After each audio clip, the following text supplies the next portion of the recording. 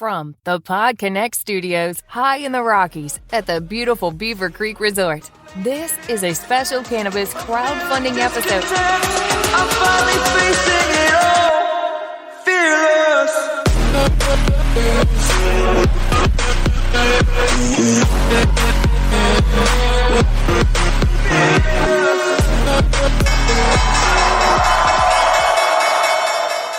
Today on MJ Bull's Raising Cannabis Capital, we are continuing the cannabis crowdfunding series with Alex-Illyn from Fundanna. Alex, welcome to the show. Hey, Dan, thanks for having me. Well, it's great to have you on the show, and it's so appropriate because Fundanna is a crowdfunding portal designed for cannabis companies. To get started, what I thought we'd do is we'd talk about some of the advantages that cannabis companies can have by hosting their campaign on Fundanna. Absolutely. Yeah, that makes perfect sense to me. Well, jump in and tell us what the advantages are. All right, perfect. I can do that. So advantages for us are, really, we started Fundanna with just an eye toward the future. And Fundanna has been around since 2016. The idea was really to bring together a place where companies who are sort of ancillary in the cannabis space, CBD, hemp industries, things of that nature, where they could have a platform just for them because there was nobody really catered to that specific audience, to those types of companies. And so we saw that gap and we thought this is a perfect opportunity for us to get in front of companies that are looking to potentially raise funds with regulation crowdfunding and also kind of help them through the process, get them the understanding that they need in order to put a campaign together so that they could look to raise some funds on the portal. So that's really, in a nutshell, why we do this, because nobody else really was looking to do anything like this. And it makes sense. I understand from an industry perspective, it can be very tricky to work with companies in the cannabis space, whether it be from a banking perspective or whether it be from like a regulatory standpoint. But we've worked with companies in a number of different spaces within the cannabis CBD hemp arena. So for us, it's a really big focus of ours, and we're just blessed to be in the position that we are and to help companies potentially raise some capital on the platform. Oh, I think you're in a great position. You mentioned about the regulations, and I know crowdfunding falls under federal jurisdictions, which makes it hard for some types of cannabis companies to find a portal that'll host their campaign. Are there any types of cannabis businesses that are not accepted on Fundanna? Yeah, so as it currently stands, we have to be extremely careful with companies that directly touch plants just because of the banking issues, right? Because when you set up a regulation crowdfunding campaign, and this is a common misconception I see a lot, when investors come in and they make their investment, the money doesn't come directly to us or directly into the company. It has to go into a third-party escrow account.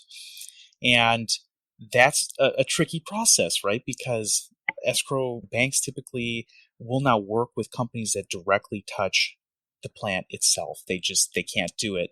So we've had companies that have been in the ancillary space, but direct plant touching companies can be very, very tricky to work with. But of course, we can absolutely speak with you, kind of figure out what could make sense, what could work. But yeah, that would be a main limitation that we have currently. Yes.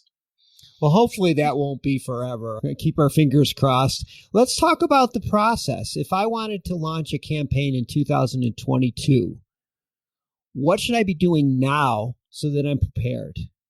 Yeah, I think the biggest thing that companies could look into doing prior to launching a campaign is just kind of finding their crowd now, right? Don't wait to find your crowd. Start working on those pieces immediately, whether that's setting up an email marketing list, bringing people in the door so that they're excited about what you're doing with your company, working with social media, building on LinkedIn, building those networks, those strong networks, so that you can interact with other cannabis entrepreneurs as well as other people in the space. So that's the biggest piece I would say, is just making sure that you have kind of an idea as to what your crowd could look like, because every crowd is different.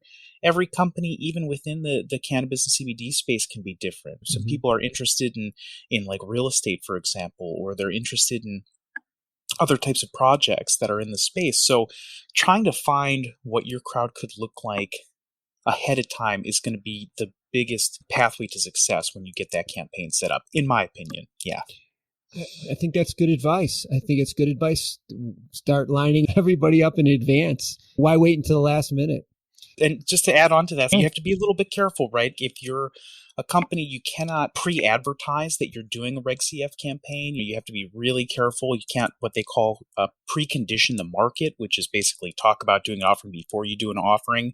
So to me, it's very important to bring people in and show them just the power of your company, what you're doing with your company, why it's so innovative, what your goals are, explain the team, really tell that story early on, because that's what's going to be able to hook people in. And then once that campaign starts up, then you can absolutely hit them, say, hey, this is what we're doing right now.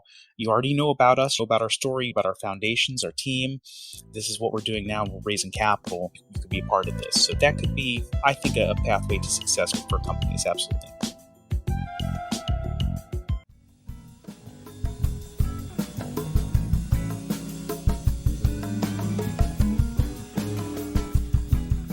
Hi, listeners. This is Maggie Kelly, co-host of the Cannabis Capital podcast, Blunt Truths from the Cannabis Economy.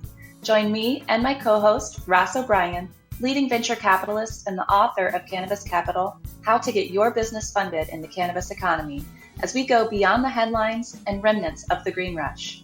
If you're a cannabis investor or entrepreneur, join us for thought-provoking, elevated conversations on the cannabis economy. Cannabis Capital, the podcast, premiering Thursday, September 16th. Okay, so pretend that you're done. I'll say, can you hear me? Is this thing on? And you say, Ross, I told you we're not done with the promo yet. I love that you want to script an interruption. I think it's funny. Is it not funny? Do you guys disagree? I think a lot of things are funny.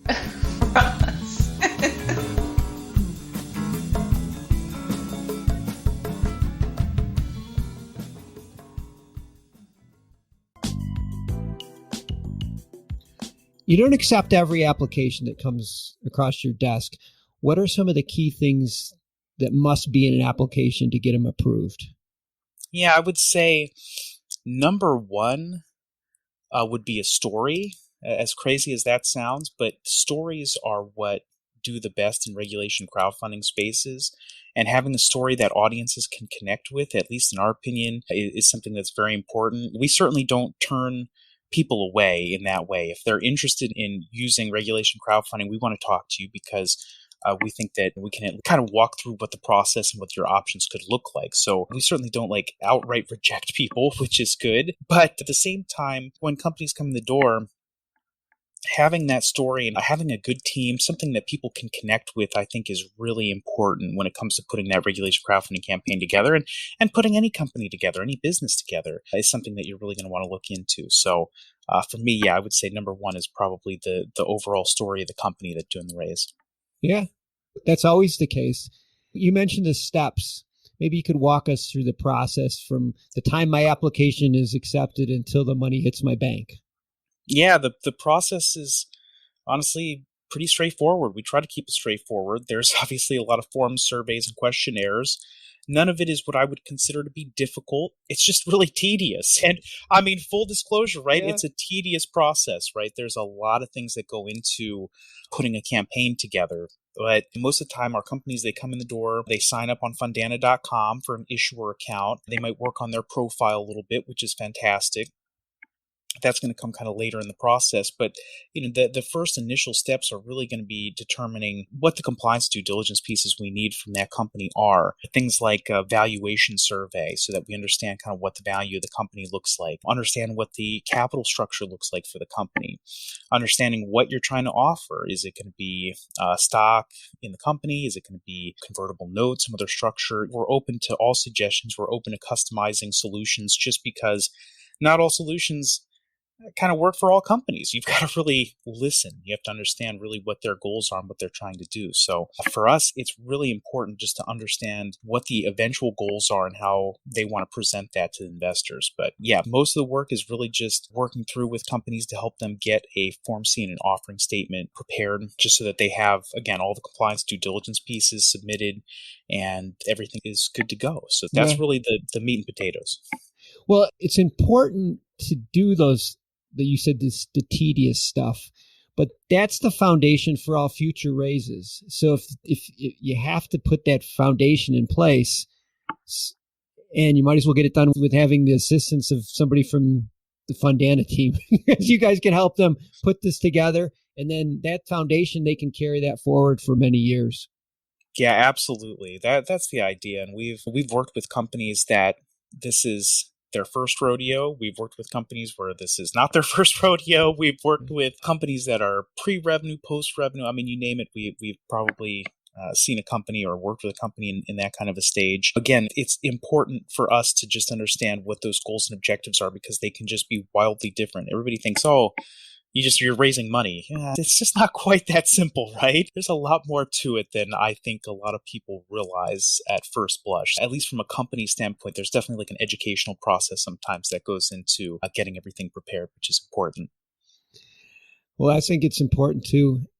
Before we wrap up, we just have a couple minutes left, but I wanted to ask you about advertising, because there seems to be some uncertainty. And are there the restrictions on where you can advertise and what you can do? I mean, for instance, could I put commercials on all of our podcasts? Could you put a billboard up? What are the things you can do to get the word out about your campaign? Yeah, absolutely. And it's a great question. And it's definitely something that's trickier for companies in the cannabis space, no question, because we've seen how digital advertising platforms have reacted to cannabis advertising in the past. Anything even in the space, CBD, is tricky. So as far as advertising goes, once your campaign is live, you really do have the ability to market that offering. You can digital marketing campaigns. You can put a billboard up. You can do a radio ad. You can do bumpers on a podcast, right? There's a million different things that you can do. Part of it is the restrictions that these platforms are going to give you as to whether you can or can't advertise based on your campaign. I personally have seen some successful advertising campaigns. It's kind of a multitude of platforms at this point, which is pretty cool. It is possible to advertise. I've not seen any billboards yet, but there's still time. Well, hopefully that'll be soon. We have all of Fundanna's information in the show notes, and I definitely recommend checking out their website if you're considering raising money or looking for a company to invest in. The websites are very, very detailed. And there's also people on Alex's team that can answer any of your questions. Alex, I appreciate you doing this today. Thanks for being on the show. Absolutely, Dan. Thank you so much for having me. Appreciate it.